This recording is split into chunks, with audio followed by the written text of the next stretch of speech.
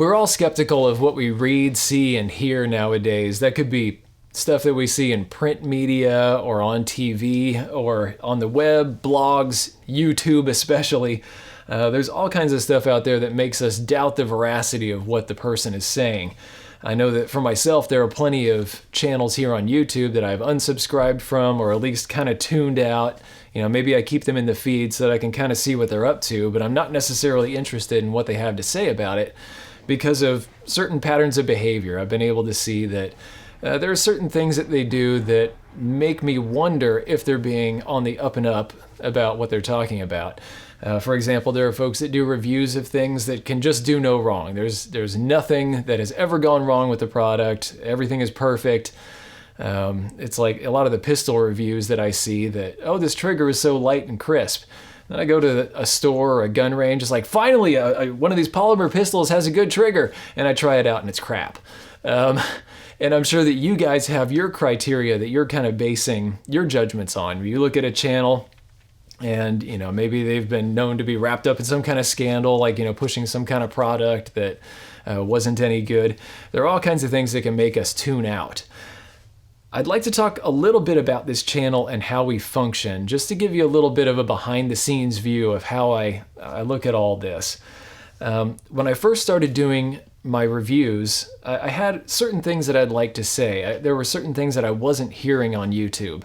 I wasn't hearing the downsides of certain things, and I knew that various things that were being shown on the screen were not entirely accurate. So if someone tells me, like, for example, that a pistol trigger is very crisp, and I can watch as they pull this rubbery trigger back and it just is not breaking, and then finally gets to the end, you know, maybe I can see that their finger's turning red. It's not light, it's not crisp. And maybe it feels that way to them because, you know, maybe they've been used to bad triggers or something. There just needed to be a little bit of a different perspective. And, you know, not only that, when I did my very first firearms review, which was for the Taurus Model 66 357 Magnum revolver, I came into it with a thought of, you know, as I review this, how would I want to view it? If I were on the other side of this camera and I wanted to be given, you know, a full accurate picture of what it's like to use this, you know, what would that actually look like? And that was a little bit of a difficult thought at first, because we do have so many that, you know, maybe they want to please the manufacturers, or who knows what other kinds of inputs they've had that, you know, make them want to leave certain things out.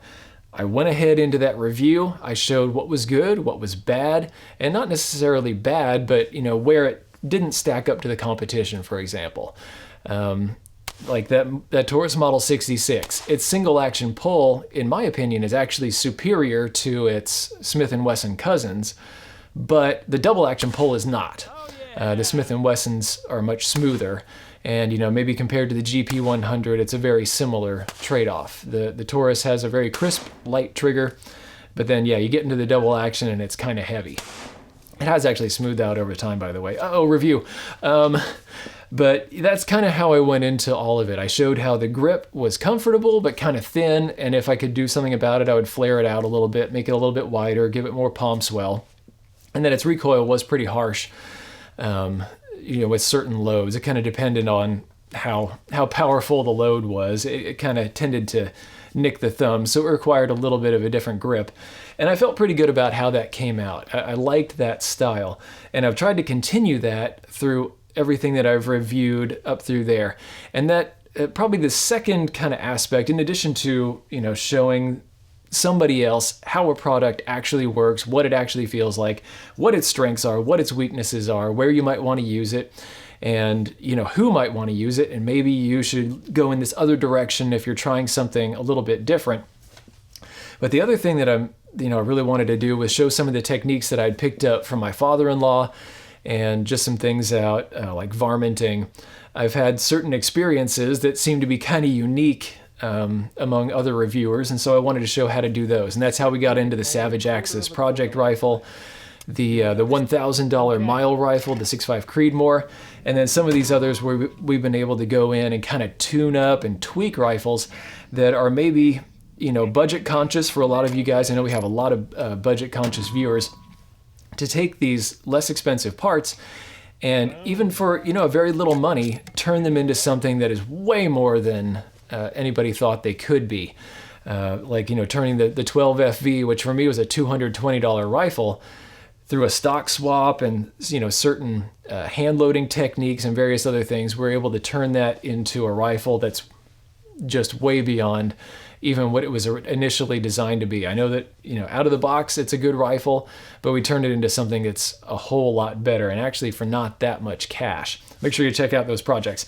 Anyway, when it comes to reviews of some of these products, I do want to be very upfront about one thing. I do not take money. I will not do a pay for play. I do not take money for a review.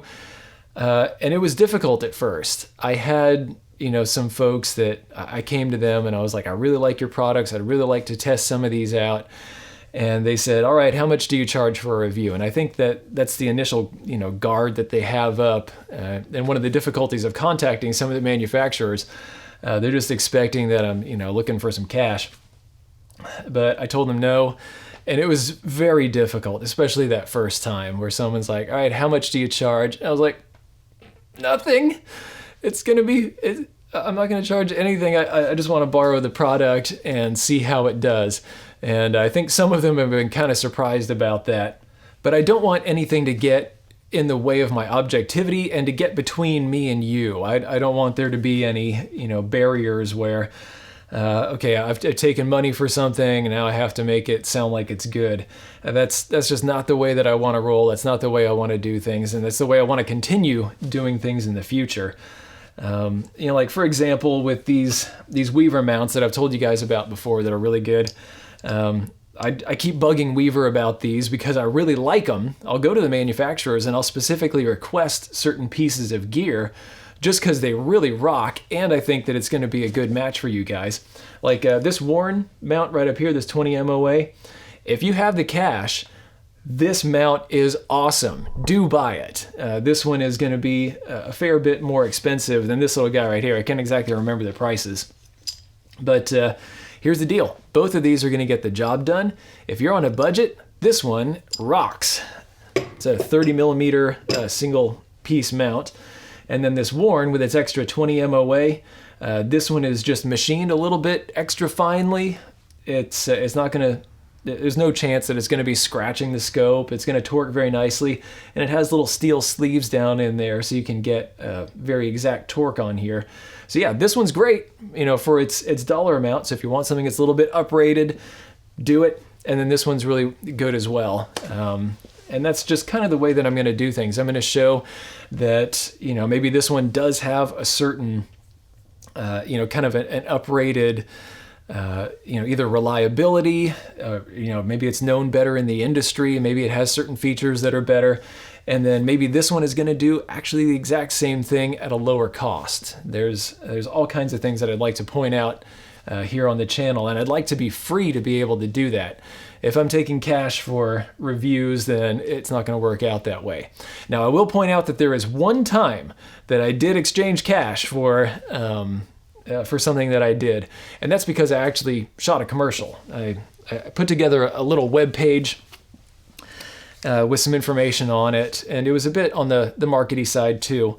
And then I did a commercial. So on this one, I actually wrote the script. I drew up the storyboards, and I half directed the commercial, and then I acted in it as well. And this was for Boyd's Gun Stocks. You guys know that I show these a lot on the channel. And hey, down in the comments below, those of you guys that have bought these either on my recommendation or somebody else's, put a comment down below. Let everybody know if I was right or not. I use these on a whole bunch of rifles now, and I'm going to be showing off a couple more here in the very near future. I really do like these. They're not always exactly, what I'm after. I've talked about how the AT1 does have kind of these kind of corners here, so not everybody's going to like the feel of that forearm. Some people, it's like, certain kids, they don't like to have their socks with the little seams touching their toes, like my son. He doesn't like that sort of thing. he's probably not going to like grabbing the front of this stock because he can feel those edges. Some people just don't care. I'm kind of in the latter camp. I can grab this and, yeah, I can feel it, but it doesn't really bother me. And you can get the replacement panels to be able to get more of that smooth edge. But yeah, it's just things like that. I've tried to point out where these things are good, where people might want to head in a little bit of a different direction. Like on this one, in the video that I put together for Boyd's, I showed how, maybe for different types of shooting, people wanted to use a different type of stock. I tried to say really the exact same thing in that commercial that I would on my own channel to you guys. It's really the same content. And being the guy that wrote the script and came up with the concept in the first place, I was able to really align those two. And, yeah, I was paid to make that commercial happen. And you'll notice that I didn't even put it on my channel. I didn't link to the commercial. I didn't tell anybody about it. It's out there. And heck, maybe I'll put a link down below so you can see it. But it's one that, again, I was trying to be honest in its presentation. I wasn't trying to bill it as something that it wasn't. The Boyd stocks really are good, but I wasn't trying to say that they're going to fix everything that you're going to do. That's the way the channel has worked. That's the way the channel does work, and that's how it's going to continue to work. I want to continue to show you guys realistic expectations from all the products that I bring out here, whether I buy them off the shelf myself or if I ask somebody to send them over. And occasionally we get somebody that just says, hey, would you take a look at this product? A lot of them I've said no, like especially some of the pure Chinese optics and things. I do not want to review the cheapest scope on Amazon. I don't want to have that scope in my collection. I don't want it. I don't want to get other people to buy it. I am not interested. I don't care if you send me cash. I don't care if you send me a big box full of the products. I don't care. And actually, that's one of the things that I find kind of interesting. To kind of turn this subject just a little bit. If Falcon here sent me this scope and they allowed me to keep it, there are certain folks that'll say that now I'm a shill, that I accepted something of value in exchange for my review of it. Think about that for a second. That means that I like this product so much, I want to keep it, and that kind of that's like the ultimate not shill if you think about it for just a second. If I had a really crap product that someone wanted me to review and they'll say, you get to keep that crap product. No, I don't want it. I don't want any of it. No, thank you. If it's a good product like this Falcon has turned out to be, or, any of the other things like, the brass bag here, I'm not going to review Starline brass and say that it's awesome when it's not, when, my reward is getting to keep the brass. That would just be daft, or these mounts, that kind of thing. The things that I review, I tend to really enjoy, and I tend to hand pick them as well. Like the CMMG Resolute. I'm super interested in the 350 Legend case itself in the round, and I wanted to test its capabilities, especially since I'm really into hog hunting now. It's really, really fun. And since I am a big fan of CMMG products, everything that I've shot so far has just been accurate, reliable, accurate, and just really well built. So yeah, I'm going to continue to test out some of these.